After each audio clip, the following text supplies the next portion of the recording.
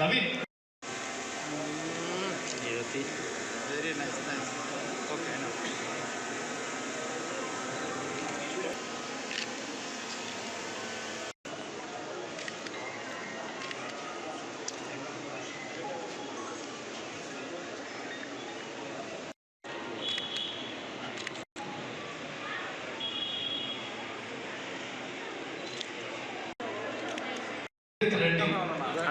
త్వరగా అంటే ఈ 100 మంది ఉన్నారు కాబట్టి ఈ కార్యక్రమం త్వరగా వస్తుంది.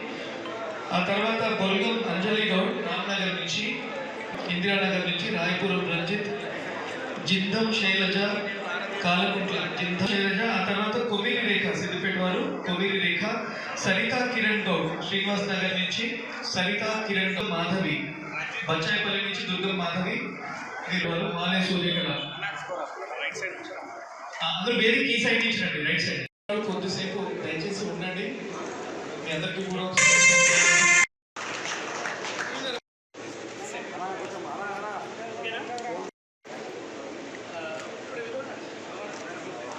అయిపోతే జరగాలన్నా తీసుకున్న వాళ్ళు జరిగిపోవాలి పక్కకి. ఫోటో ఫోటో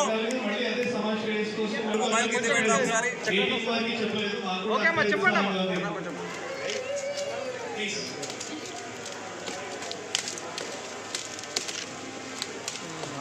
ఇది ఒక గొప్ప పరిణామంగానే మనం అందరం స్వాగతిద్దాం. ఉద్దేశంతో ఇక్కడ పవన్ కళ్యాణ్ ఫ్యాన్స్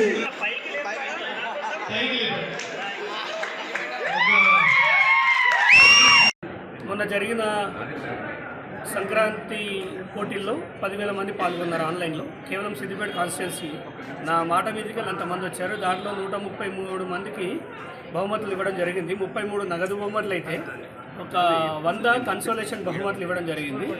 అది ఇవాళ గణతంత్ర దినోత్సవం సందర్భంగా ఇక్కడ నీల్మా గార్డెన్స్లో పిలిచి ఇవ్వడం జరిగింది. అదే పనిగా చాలామంది ఇక్కడ సమస్యలతో ఎదుర్కొంటున్నారు. ఎవరి దగ్గర పోయి చెప్పుకోవాలో వాళ్ళకి ఒక రూట్ తెలవట్లేదు. అందుకోసమని నేను నా స్నేహితులతో కలిసి ఒక స్మాల్ స్కేల్ ఇండస్ట్రీ అనేది స్టార్ట్ చేద్దాం. ఇప్పుడు ఆల్రెడీ మాకు చెన్నైలో ఉంది. అదే కంపెనీని ఇక్కడ రీఓపెన్ చేద్దాం, ఇంకొక బ్రాంచ్ పెడదామని ఒక బ్రాంచ్ని ఓపెన్ చేశాము. ఒక్కొక్కరిది ఒక్కొక్క స్టైల్ ఆఫ్ థింగ్స్ ఉంటాయి. మేము మ్యాచ్ వర్క్స్లో 10% లాభాలని 100 మంది లేడీస్కి ఉద్యోగం ఇస్తూ, దాంతోపాటు దానిలో వచ్చిన డబ్బుల్ని ఈ అమరవీరుల కుటుంబాలు చాలా దుస్థితిలో ఉన్నాయి, వాళ్ళకి ఇవ్వడం జరుగుతుంది. ఇప్పుడు సిద్దిపేటకి కొమ్మటి చేరు వస్తే నీళ్ళు ఒకటి తాగట్లేదు. పోనీ దానికి రోజు దానికి ఎవరన్నా వెళ్ళి చూద్దామంటే కూడా 10 రూపీస్ ఎంట్రన్స్లో, మళ్ళీ ఒక 10 రూపీస్ ఇంకొక దగ్గర, ఇలా 10 అని చెప్పి 10 టైమ్స్ 100 రూపాయలు తీసేసుకుంటున్నాడు. సో కామన్ మ్యాన్కి కొమ్మటి చేరు అందుబాటులో లేదు. సో ఎప్పుడైతే మీరు ఫ్రీగా పెట్టినారో, ఎప్పుడైతే మీరు ఫ్రీగా పెడితే దాన్ని అభివృద్ధి అంటారు. ఇలా ఏదో పార్కులు కట్టేసి చెట్లు పెట్టేసి డబ్బులు నొక్కేస్తా అంటే అది కరెక్ట్ కాదు. ఆ ప్లేస్లో హైదరాబాద్కి సిద్దిపేట 100 కిలోమీటర్ దూరంలో ఉంది. అదే స్థానంలో మీరు కనుక ఒక ఐటీ కంపెనీ తెచ్చుంటే ఇక్కడ బీటెక్ చదివిన విద్యార్థుల జీవితాలు బాగుండేవి కదా. సో అది వదిలిపెట్టేసి మీరు రంగులు వేసుకుంటూ పోయి రోడ్లకి ఇదే అభివృద్ధి అంటే నమ్మనికి ఒకటి పిచ్చోడు లేడు. ప్రశ్నించే గొంతుకలు కొన్ని కోట్లు ఉన్నాయి, ప్రశ్నిస్తాయి. ఇవాళ నాకు చేతనైంది, నాకు ఆర్థిక స్తోమత ఉంది, నాకు సమాజంలో పలుకుబడింది కాబట్టి ఇక్కడ ఒక మ్యాచ్ బాక్స్ ఇండస్ట్రీ అనేది స్టార్ట్ చేస్తున్నా.